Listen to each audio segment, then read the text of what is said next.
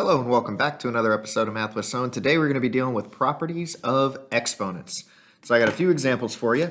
The first one is, let's say you have something like so, where it's 3x to the 7th, or 2x to the 7th times 3x to the 4th.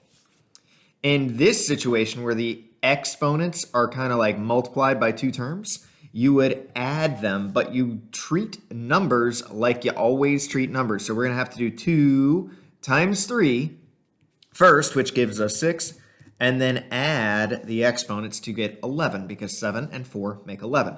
That's scenario number 1. Scenario number 2 would be as if we had something like this, where, let's say, this is squared.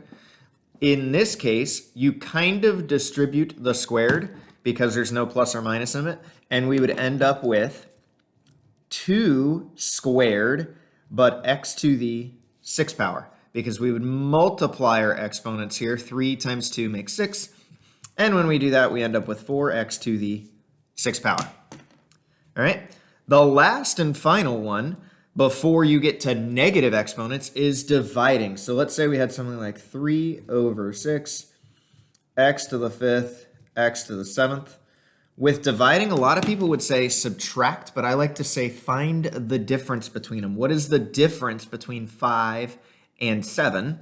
Well, the difference between 5 and 7 is 2, and there are more x's on the bottom, so I'm going to make an x squared on the bottom. And then the numbers you treat like numbers. If you had 3 over 6 and you simplified it, you'd end up with 1 over 2. So we end up with 1 over 2 x squared as our final thing for that. So this is what you do here. You would add the exponents. Here you would multiply them. And here you would find the difference, which is similar to subtracting. And now we're going to do a few examples mixing the few. Okay, as well as dealing with negative exponents. So the last and final thing before we get into that is like, what happens if I had x to the negative 3 here and y to the negative 2 there with a z to the 5th, so to speak. So anything that has a negative exponent, wherever it is, if it's on the top, it will move to the bottom. If it's on the bottom, it would move to the top. And in this case, that x to the negative 3 would move to the top of the fraction. The y to the negative 2 would move to the bottom of the fraction. And the z to the 5th had no negative exponent, so it's going to continue being on the top. And when it moves, it ends up becoming positive. All right? Few examples, mixing a few things together. So here we go. Let's say I had 2x to the 3rd times 4y to the negative 2 all over y to the 5th. Okay? First thing I'm going to do is multiply 2 and 4 together, because I can do that, and that would make 8x to the 3rd, y to the negative 2, over y to the 5th. And from here, we have a y to the negative 2 power. Well, y to the negative 2 power should be moving to the bottom of the fraction, and when we do that, it would become a y to the positive 2 on the bottom.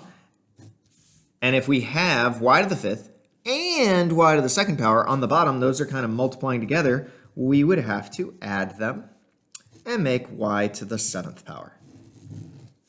Ta-da! We're just going to continue doing these, continue doing a few more examples, but it's not going to get any harder than that. It's just combining more and more things together. So let's say we had 2x squared to the 3rd over x to the negative 2, y to the 5th. And we'll go with that. We'll start with that. We got 2x squared to the 3rd power. That's going to end up being 2 to the 3rd power. Well, 2 to the 3rd power is 8, because it's 2 times 2 times 2. 2 to the 3rd power is 8. X to the 6th power, because we got to multiply the 2 and the 3 together, over x to the negative 2, y to the positive 5.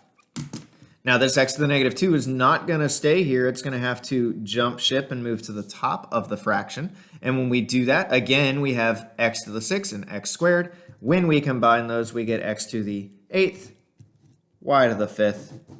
Ta-da. Okay? So let's do one where we're actually going to be dividing, because we haven't actually done any where we're dividing yet. Let's say we got 16 x to the third, y to the fifth, times 2 x to the sixth, y to the fourth, all over z to the seventh.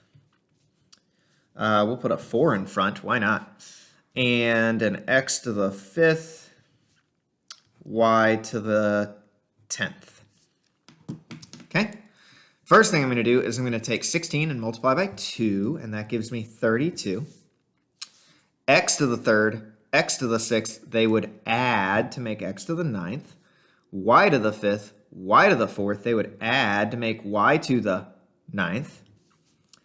Over 4, z to the fifth, that's z to the seventh, oopsies, z to the seventh, x to the fifth, y to the 10th.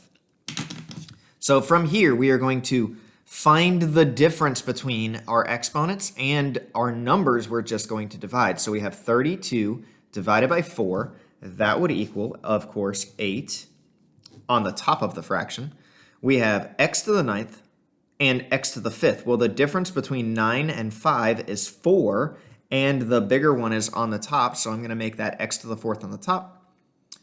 The difference between y to the ninth and y to the 10th is 1, and the bigger one is on the bottom, so that's going to be y to the first on the bottom. And our z to the seventh, he has no friends, but that doesn't mean he doesn't belong. You just put a z to the seventh on the bottom. Okay? So that's going to do it for this one. Until next time, stay positive, and I will see everybody later. Bye.